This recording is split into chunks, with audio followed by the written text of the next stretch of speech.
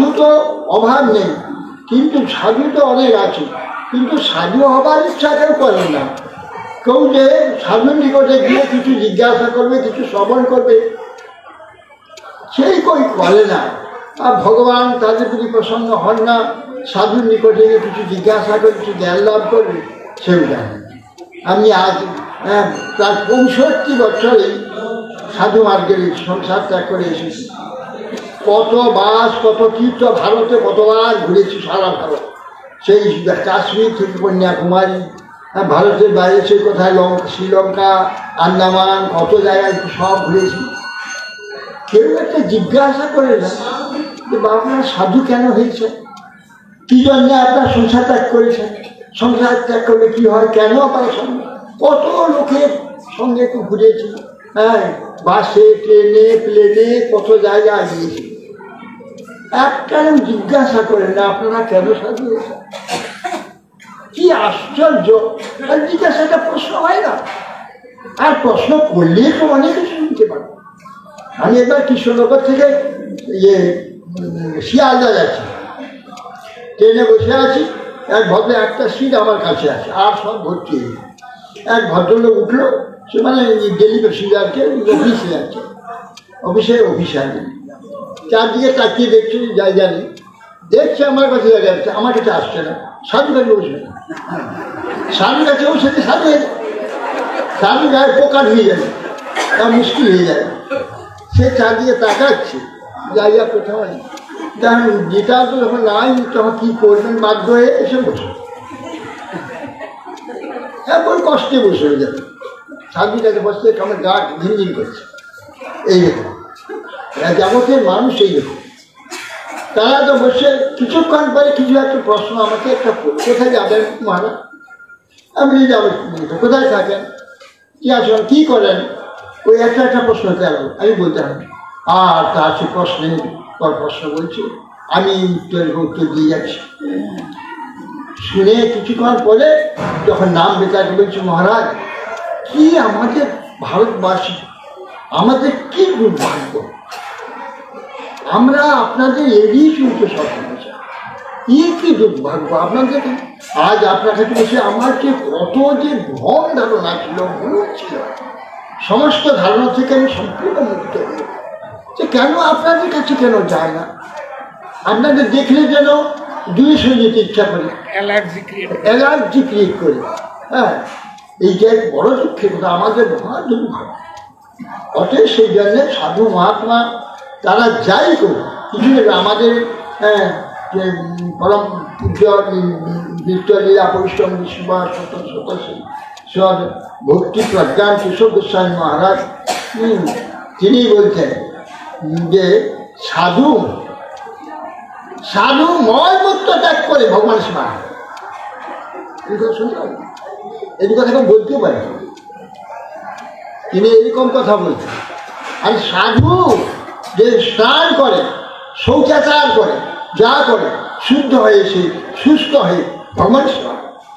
এই জন্য তার যে শারীরিক সমস্ত কার্য সব ভগবানের সেবা তিনি বলছেন। এই জন্য তার কথা খুব মানে কার একটি কথা, হ্যাঁ, বীর্যবতী কথা কার। তিনি কাউকে ভয় করতেন না, সিংহ, প্রসাদ সিংহ ছিলেন শ্রী কেশব গোস্বামী মহারাজ। এক জায়গায় গিয়েছেন, এক গ্রামে গিয়েছেন, সেখানে বিয়া বহু লোক জুটেছে। তখন তাদের দেখলেন দাঁড়িয়ে বলছে, আমি কার কাছে হয়ে কথা বলেছি, তো সব চামার আর সব কষাই, সব কার কাছে হয়ে কথা বলেছে, চামার কষাই আছে।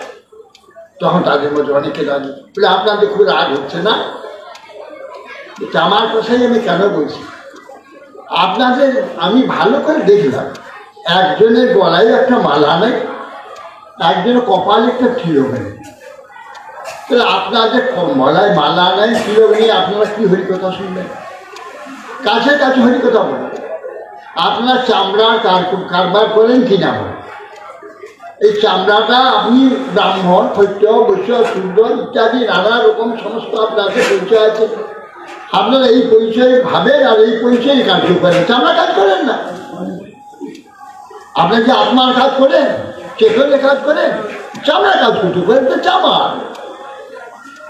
আর চামার এই মাংস, চাম আর মাংসের থেকে শরীরটা হয়েছে, এই শরীরে কারবার ছাড়া আপনারা অন্য কিছু করে না। যার দ্বারা প্রমাণ হচ্ছে কারোর গলায় একটা মালা নেই, কারোর কপালে তিলক নেই, আপনাদের কোনো এই সমস্ত করেন না। সেই জন্য বলছি কার কাছে কথা বলবেন, অতএব সেই জন্য এইরকম কথা বলতে। সে যে কলকাতা সতীশ মুখার্জির কালীঘাটে শ্রী চৈতন্য গৌড়িয়া মঠ প্রতিষ্ঠা হচ্ছিল, সেই সময় মহারাজ দিয়েছেন, আমি ছিলাম ওখানে। মহারাজের শিক্ষার বক্তৃতা দিচ্ছেন, বলছেন যে এই যে এখানে মা কালী আছে, কালীঘাটে কালী, আপনারা দেখছেন মা কালী গলায় কি আছে? মা কালী গলায় মুন্ডমালা আছে। কারণ যারা নাকি কৃষ্ণ ভজন করে না, যারা কৃষ্ণ বহির্মুখ, তাহলে মাথাগুলো কেটে কেটে উনি গলায় মারা পড়েছে। এই কথা বলছে কালী একশো কালী ভক্ত, সত্য কথা বলছেন। যারা হরিভজন করে না, অসুর যারা, তাদের মস্তক কেটে মা কালী গলাতে মারা পড়ে। স্কন্দ পুরাণে পড়েছি, স্কন্দ পুরাণে দেখি, সেখানে লিখে দেবী বলছে যারা আমার ভক্ত বলে আমাকে দিন না মা মা মা মা করে, তারা আমার ভক্ত নয়। যারা হরি ভক্ত তারাই আমার প্রধান ভক্ত, তারাই আমার মূল ভক্ত। দেবী নিজেই বলছে যারা হরি ভক্ত তারা আমারই ভক্ত, যারা আমার ভক্ত তারা আমার ভক্ত নয়। তারা কেবল আমার কাছ থেকে দাও দাও দাও। চণ্ডীকে সততম যুদ্ধে জয়ন্তী পাপনাশিনী রূপং দেহি জয়ং দেহি বিশো জয়ী বিজো জয়ী।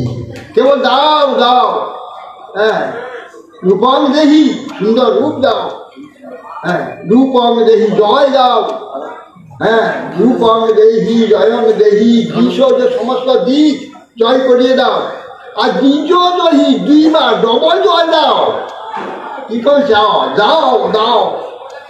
কৃষ্ণ ভক্তরা কিছু দেয় না, চায় না, সব দেয়, ভগবানকে দেয়, নাও নাও। আর তারাও আমার কাছে এসে বলে মা আমাকে হরিভক্তি দাও, হরিভক্তি দাও। তাদের কিছু চায় না আমার কাছে, ওরাই আমার মাত্র ভক্ত। আর যারা আমার ভক্ত বলে মা মা করে, কেবল আমাকে চুষার জন্য আমার কাছকে কি করে বার করবে, কেবল ওরা আমার ভক্ত। আমার ভক্ত যারা শুদ্ধ হরিভক্ত তারাই।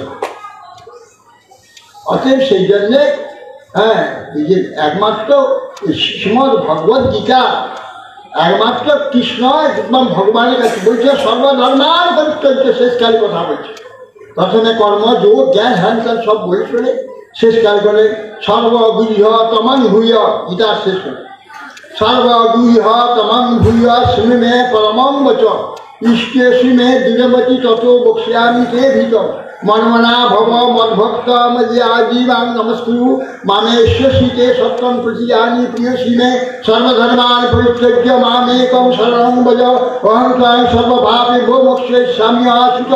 হ্যাঁ, মনমনা ভব মদ্ভক্ত, আমার চিন্তা নিয়ন্ত্রণ করো, মদ্ভক্ত আমার সেবা করো, মজ্জাজি আমার উদ্দেশ্যে সমস্ত যাবতীয় কার্য করো, মজ্জাজি মানে নমস্কুরু আমার তো সমস্ত আত্মসমর্পণ করো, অহংকার পরিত্যাগ করো। মানে ঈশ্বরী তুমি আমাকে নিশ্চয় লাভ করবে, প্রতিজানি প্রিয় সঙ্গে প্রতিজ্ঞা করে বলছি তুমি আমার কি প্রিয়, তুমি অবশ্যই আমাকে লাভ করে অর্জুনকে বলছি। মনমনা ভব মদ্ভক্ত মজ্জাজি আগে তো সর্বগুজ্জ